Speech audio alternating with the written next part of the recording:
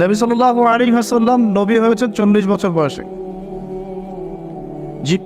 জন্মগ্রহণের আগে বাবাকে হারিয়েছেন, তারপরে 6 বছর বয়সে মাকে হারিয়েছেন,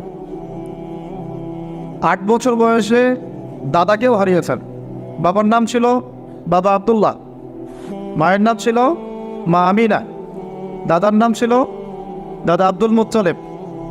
এরপরে তিনি মানুষ হয়েছেন চাচার পরিবারে, চাচার নাম ছিল আবু তালেব।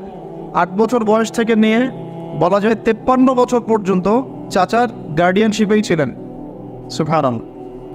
এই চাচা আবু তালেব নবী সাল্লাল্লাহু আলাইহি ওয়াসাল্লামের জন্যে এবং দিন ইসলামের জন্যে, কারণ তার ভাতিজার দিন তো তারই দিন, এমন কোনো ত্যাগ নাই যা স্বীকার করেন নাই। চাচা আবু তালেব